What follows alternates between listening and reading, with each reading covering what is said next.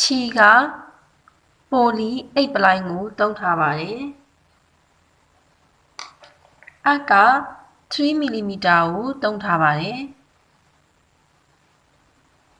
ပထမဦးဆုံးဖွင့်ပြီး6ချက်ကြည့်ပါမယ်ကွင်းလေးလုပ်တယ်အလေးထည့်ဖွင့်ပြီး6ခုကြည့်မယ်1 2 3 4 5 6ဖွင့်ပြီး6ခုပြီးရင်ပထမဦးဆုံးထိုးခဲ့တဲ့ဖွင့်ပြီးထဲမှာရှက်ကော်လေးသွားဆက်ပါမယ်ပထမဦးဆုံးထိုးခဲ့တဲ့ဖွင့်ပြီးပေါက်လေးထဲမှာအထက်ပြီးရင်ခြီဆွဲရှေ့ရခြီပင်လေးကိုအနောက်ကိုဆွဲပို့လိုက်ပါခွင်းလေးရပါပြီတိုင်တို့တစ်တိုင်ထိုးဖွင့်ပြီးတစ်ချက်ထိုးမယ်ပြီးရင်ဒီခွင်းလေးထဲမှာတိုင်တို့12တိုင်ထိုးပါမယ်တိုင်တို့ဆိုတဲ့အတွက်ကြောင့်ပေါက်ကလေးထဲမှာခွင်းလေးထဲမှာအပ်ထည့်တယ်ပြီးတော့ခြီလေးဆွဲနှစ်ပင်ဆွဲထုတ်လိုက်ပါတယ်တိုင်တို့တစ်တိုင်ရပြီအဲ့ခွင်းလေးထဲမှာပဲအပ်ပြန်ထည့်ခြီဆွဲနှစ်တိုင်ခွင်းလေးထဲမှာပဲအပ်ပြန်ထည့်မယ်ခြီဆွဲတယ်တိုင်တို့3တိုင်4 5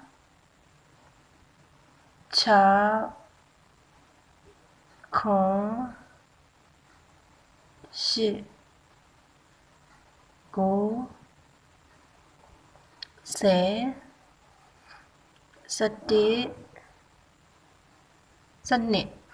12တိုင်ပြီးပြီဆိုရင်ပထမဦးဆုံးထိုးခဲ့တဲ့တိုင်တို့ရဲ့ဖွင့်ပြီးအပေါက်လေးထဲမှာရှက်ကော်နဲ့ဆက်ပါမယ်ပထမဦးဆုံးထိုးခဲ့တဲ့တိုင်တို့အပေါက်လေးထဲမှာအကလေးကိုခုလိုလေးထည့်ထားပါ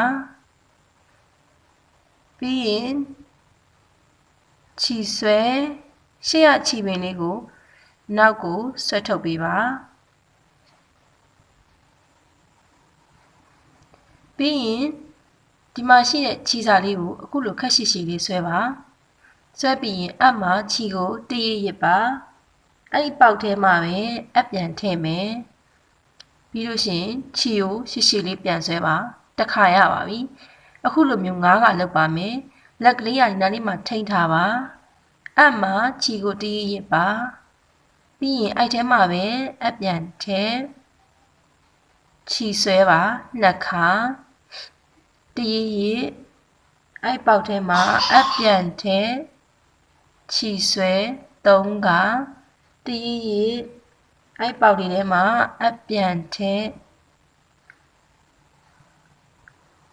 ခြီဆွဲ4ခါတရရစ်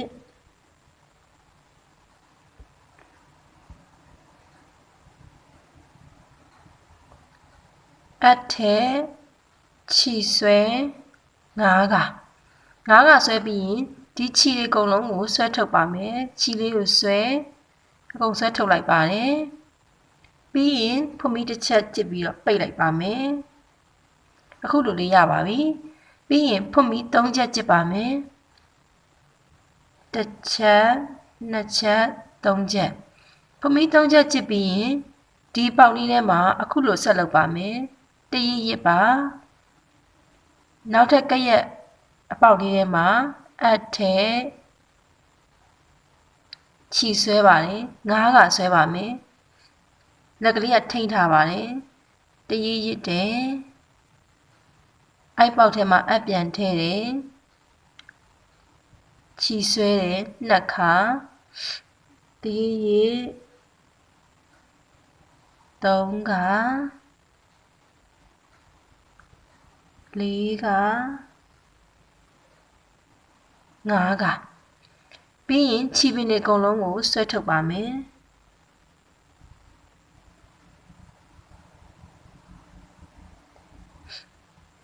ဖွင့်ပြီးတစ်ချက်ကြည့်ပါမယ်ပြီးရင်ဖွင့်ပြီး3ချက်ကြည့်ပါမယ်1 3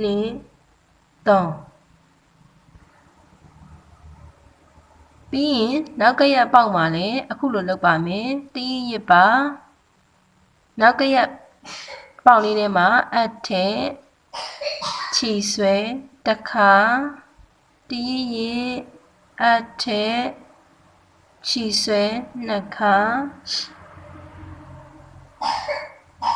3 4 5ပြီးရင်ခြီစားတွေအကုန်လုံးကိုဆွဲထုတ်ပါဖွန်မီလေးနဲ့ပိတ်ပါမယ်ပြီးရင်ဖွန်မီ3ချက်ကျစ်ပါမယ်1 2 3အခုလိုမျိုးပဲဆက်ပြီးတော့လှုပ်သွားပါမယ်ဖွန်မီ3ချက်ပြီးရင်ဒီထဲမှာဒီလိုလေးပုံစံလုပ်မယ်ပြီးရင်ဖွန်မီ3ချက်ပြီးရင်နောက်တစ်ပေါက်ထဲမှာထိုးမယ်ပြီးရင်ဖွန်မီ3ချက်ဒီလိုမျိုးလေးအားလုံးပေါင်း12ခုရအောင်ဆက်ပြီးတော့လှုပ်သွားပေးပါနောက်ဆုံး12ခုမြောက်ကိုထိုးပြီးပြီဆိုရင်ဖွန်မီ3ချက်မကျစ်သေးပါဘူးဖွန်မီ1ချက်ပဲကျစ်ပါမယ်ဖွန်မီ1ချက်ကျစ်မယ်ပြီးရင်တိုင်လက်ထိုးမှာပါအမှခြီကိုတရရစ်ပြီးရင်ဒီမှာထိုးခဲ့တဲ့ထိတ်ထဲမှာတိုင်တိုသွားထိုးပါတိုင်လက်သွားထိုးမှာပါဒီမှာထိုးခဲ့တဲ့ဟောဒီအပွင့်လေးရဲ့ထိတ်ကဖွန်မီလေးထဲမှာအပ်ထည့်ပါတယ်ပြီးရင်ခြီဆွဲအပေါ်မှာရှိတဲ့ခြီသုံးပင်ကိုတစ်ခါတည်းဆွဲထုတ်လိုက်ပါဒါဆိုရင်ဒီလိုလေးရပါပြီနောက်တစ်တန်းထိုးပါမယ်ဖွန်မီ10ချက်ကျစ်ပါမယ်1 2 3 4 5 6 9 10ဒီဖွန်မီ3ချက်ပေါက်ထဲမှာတိုင်တိုထိုးပါမယ်အထက်ခြီဆွဲတိုင်တိုထိုးဖွန်မီ6ချက်ကျစ်ပါမယ်1 2 3 4 5 6ပြီးရင်ဒီထဲမှာတိုင်တိုထိုးပါမယ်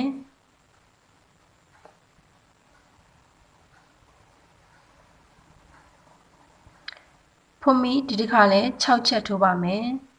1 2 3 4 5 6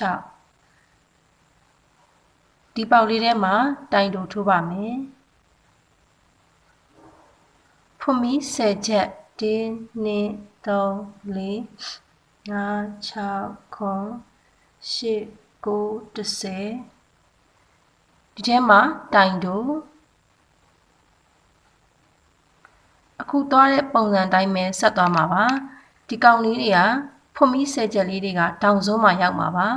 ကြားထဲမှာဖွန်မီ6ချက်လေးတွေပါအခုကဖွန်မီ6ချက်ကလေးပြန်ရောက်ပါမယ်1 2 3 4 5 6တိုင်တို1 2 3 4 5 6တိုင်တိုဒီတစ်ခါ10ချက်1 2 3 4 5 6 9 10ဒီထဲမှာတိုင်တိုအခုထိုးတဲ့ပတ်တန်အတိုင်းပဲဆက်သွားပါမယ်6ချက်တိုင်တို6ချက်တိုင်တိုပြီးရင်10ချက်တိုင်တို6ချက်တိုင်တိုအိုင်နာတီရအောင်ဆက်ပြီးတော့ထိုးပါမယ်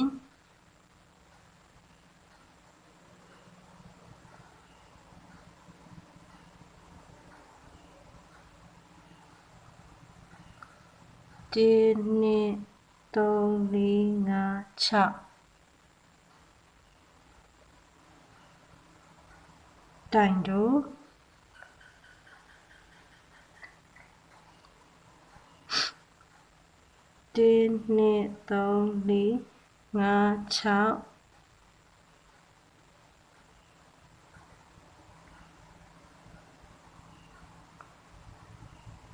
တိုင်တို့1 2 3 4 5 6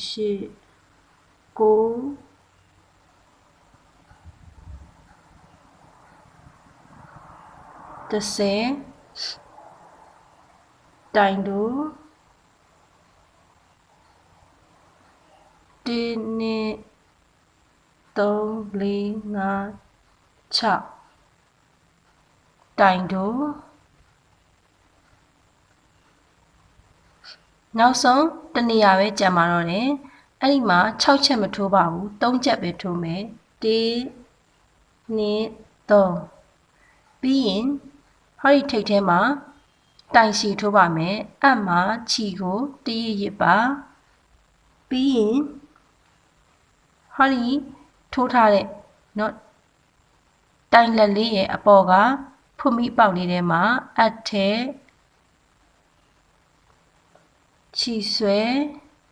တိုင်ရှည်ဆိုတော့ရှေ့က2ပင်ကိုအရင်ထုတ်ပါပြီးတော့နောက်က2ပင်ကိုအရင်ထုတ်ပါတယ်ဒါဆိုရင်အခုလိုမျိုးလေးရပါပြီ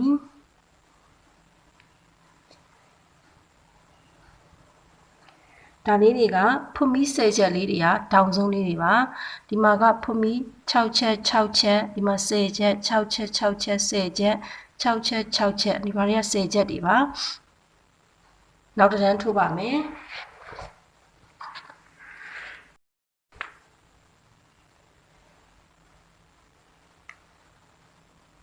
ဒီမှာရှိတဲ့ခွင်းလေးထဲမှာဖွင့်ပြီး10ချက်ခွင်းလေးထဲမှာတိုင်ရှည်9တိုင်ထိုးမယ်အပ်မှာခြီကိုတရရစ်ခွင်းထဲမှာအပ်ထဲခြီဆွဲရှေ့2ပင်တစ်ခါနောက်2ပင်တစ်ခါအခုလိုမျိုးတိုင်ရှည်9တိုင်ထိုးမယ်တရရစ်အပ်ထဲခြီဆွဲပြီးရင်ရှေ့2ပင်တစ်ခါထုတ်တယ်နောက်2ပင်တစ်ခါထုတ်တယ်2တိုင်ရပါပြီတရရစ်မယ်အပ်ထဲခြီဆွဲတိုင်ရှည်ထိုး3တိုင်4 5 6 ခေါ်ပြီးရင်ဖွင့်ပြီး9ချက်ကြစ်ပါမယ်1 2 3 4 5 6ခေါ်ဒီဘက်ချမ်းထဲမှာကြံနေတဲ့ချမ်းထဲမှာနောက်ထပ်တိုင်ရှည်9တိုင်ထိုးပါမယ်တရရစ်တယ်အပ်ထဲခြီဆွဲတိုင်ရှည်ထိုးပါတယ်1 2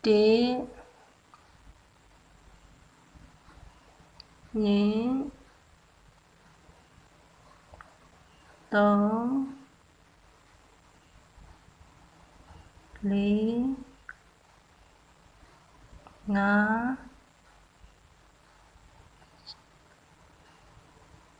6 9ဒါဆိုရင်အခုလိုလေးရပါပြီနောက်ထပ်ဒီခွင်းလေးထဲမှာတိုင်တိုတိုင်ထိုးပါမယ်အပ်ထဲခြီဆွဲတိုင်တိုထိုးပြီးရင်ဖွင့်ပြီး9ချက်ထိုးမယ်1 2 3 4 5 6ခေါ်ဒီထဲမှာတိုင်တိုပြန်ထိုးမယ်ပြီးရင်ဒီဘေးဆုံးကဖွင့်ပြီး10ချက်ခွင်းလေးထဲမှာဟောဒီဘက်ကတိုင်ထိုးပါမယ်တိုင်ရှည်9တိုင်ဖွင့်ပြီး9ချက်တိုင်ရှည်9တိုင်ထိုးပါမယ်1 2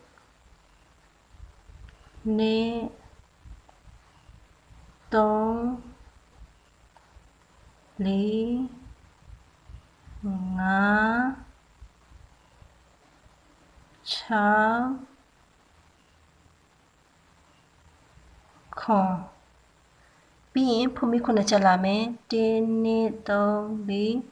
4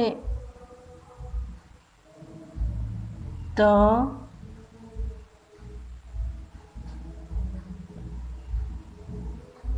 လေး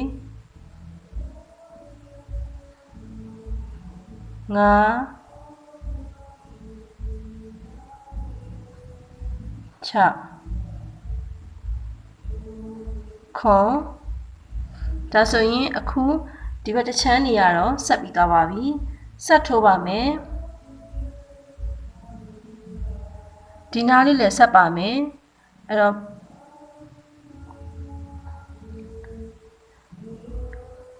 တိုင်တို့ထိုးမယ်ပြီးရင်ဖွင့်ပြီး3ချက်ပဲကြစ်ပါမယ်1 2 3ခုနကလုပ်သလိုပဲเนาะဒီဘက်ထဲမှာအကလေးထဲဒီခြေလေးကိုလှန်ဆွဲပါပြီးရင်ဖွင့်ပြီး3ချက်ဆက်ကြည့်မယ်1 2 3ပြီးရင်ဒီထဲမှာတိုင်တိုလေးထိုးပါ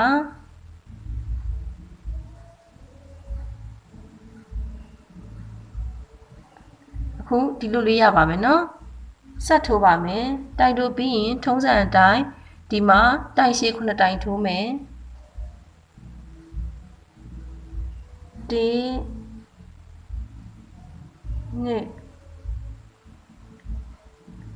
2 3 4 5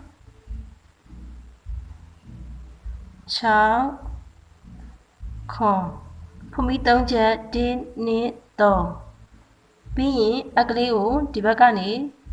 ထည့်ပါဒီခြီလေးကိုဆွဲပါဖုံးပြီး3ချက်ကျစ်မယ်1 2 3ဒီထဲမှာတိုင်ရှည်9တိုင်ပြန်ထိုးပါမယ်တိုင်ရှည်9တိုင်ပြီးရင်ထုံးစံအတိုင်းပဲဒီထဲမှာတိုင်တို့ထိုးပါတယ်နောက်ဆုံးသိမ်းတော့မယ့်နေရာဖြစ်တဲ့ကြောင့်မို့လို့ဖွင့်ပြီး3ချက်ကျစ်မယ်1 2 3ပြီးရင်တိုင်ရှည်ထိုးပါမယ်တင်းရစ်တယ်ဟောဒီတိုင်ရှည်ရဲ့ထိတ်က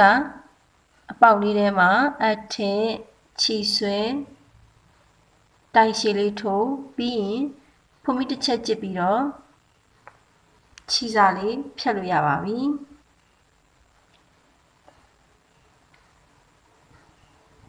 ဒီမှာရှိတဲ့ခြီစာလေးကိုလည်းနောက်မှာအစသိမ်းတဲ့အက်ကလေးနဲ့သိမ်းလိုက်လို့ရပါတယ်ဒါဆိုရင်အခုဒီလိုမျိုးလေးနှစ်ပွင့်ဆက်ပြီးသွားပါပြီ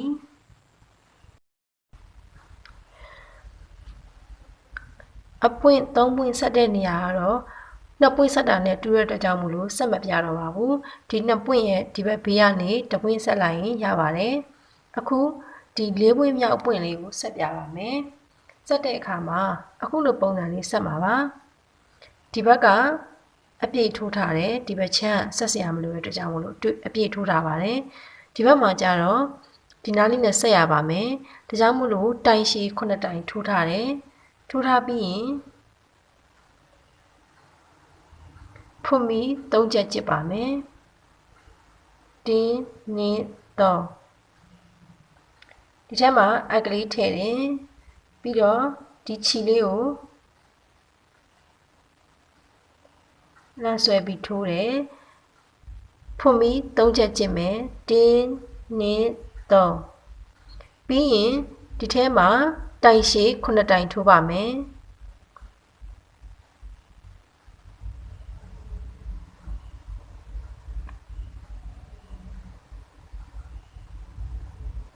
2 3 4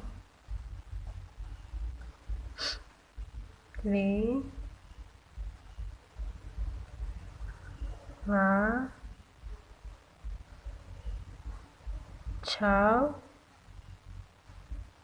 9ပြီးရင်ဒီဘက်ထဲမှာလုံးနေကြအတိုင်းတိုင်တို့ထိုးမယ်ဖွင့်ပြီး3ချက်ကျစ်မယ်1 2 3ပြီးရင်ဒီလေအပေါက်လေးထဲမှာအကလေးထည့်ခြီစာလေးကိုဆွဲပြီးတော့ထိုးပါမယ်ဖွင့်ပြီး3ချက်ကျစ်မယ်1 2 3ပြီးရင်ဒီကက်ရက်ထဲမှာတိုင်တို့ထိုးမယ်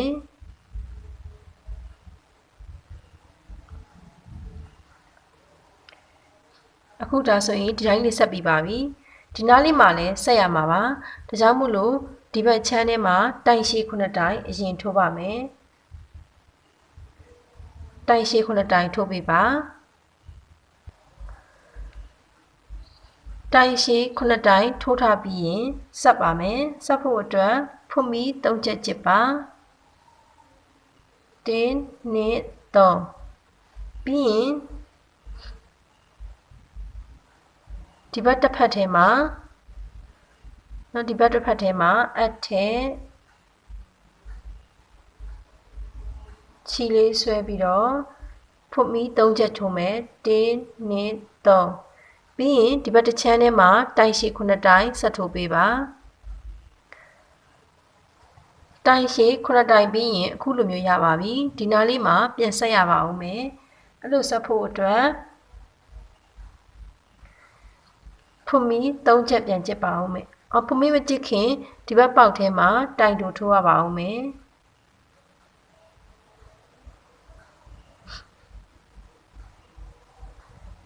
တိုင်တိုဖမီ3ချက်ကြည့်မယ်1 2 3ပြီးရင်ဟောဒီဘက်ကဆက်ရမယ်အပေါက်လေးထဲမှာအပ်ထဲချီလေးကိုဆွဲဖမီ3ချက်ကြည့်မယ်1 2 3ပြီးရင်ဒီထဲမှာတိုင်တို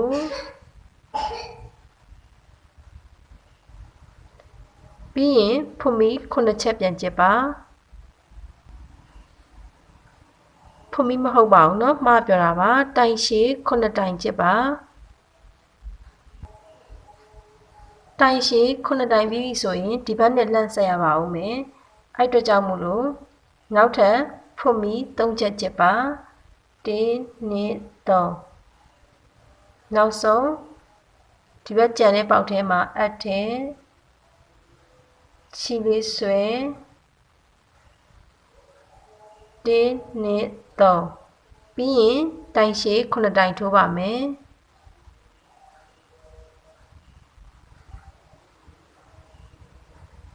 ပြီးရင်ထုံးစံအတိုင်းပဲတိုင်တို့နောက်ဆုံးနေရာရောက်ပြီမို့လို့ဖမီ3ချက်ပဲကြစ်ပါမယ်1 2 3ပြီးရင်ဒီထိပ်ဆုံးတိုင်ရှည်ရဲ့အပေါက်ထဲမှာတိုင်ရှည်ထိုးပါတယ်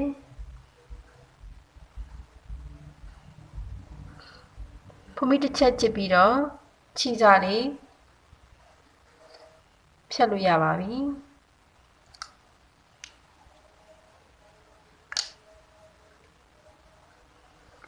အစာသိမ်းတဲ့အက်ကလေးနဲ့ခြိစားလေးတွေသိမ်းပေးလို့ရပါတယ်အခုပုံစံအတိုင်းပဲကိုလိုချင်သလောက်ဆက်ပြီးတော့အကြီးပွားပြီးတော့ကိုလိုချင်သလောက်အရှိကိုလိုချင်သလောက်အကျယ်ကိုဆက်ပြီးတော့ထုတ်ပေးရမှာပါ